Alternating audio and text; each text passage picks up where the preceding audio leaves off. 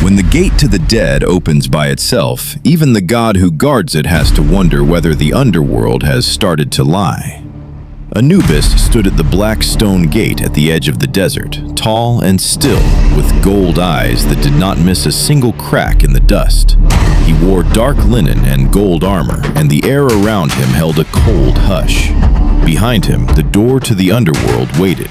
It had never moved without his command. Never. But tonight, a deep sound rolled through the sand, and the huge seal on the gate slowly turned by itself. That was when Mina arrived, running hard across the dunes with fear in her face and dirt on her hands. She was a tomb worker, young and sharp, and she had heard voices from a sealed chamber below the city.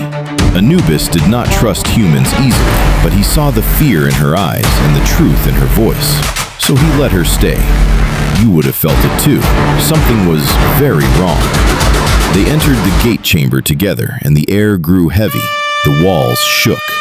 Thin lines of gold light ran across the stone, then vanished. Mina touched one wall and heard whispers, many voices at once, all speaking the same name.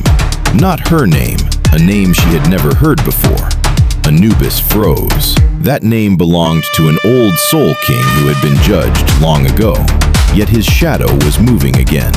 Soon, dead hands started pressing from the far side of the gate. Then more and more. The seal was failing. Anubis struck the floor with his staff, and the sound cracked through the room like thunder. The gate stopped for one breath. Then it opened wider. Out came a flood of lost spirits, pale and angry, their faces blank as ash. Mina nearly ran, but Anubis placed one hand in front of her. He stepped into the dark and faced the Soul King, who rose from the shadows wearing a broken crown of bone and gold. He said the living had forgotten him, and the dead had been trapped for too long. Then he reached for Mina, because her fear had pulled his name back into the world. Anubis moved faster than sight. He raised his staff, called on the old law, and pulled the Soul King into a circle of gold light. The gate snapped shut with a blast that shook the sand for miles. When silence finally came, Mina could barely breathe. Anubis looked at the closed gate, then at her. He told her the dead did not always stay quiet because they were evil. Sometimes they stayed loud because they had been ignored.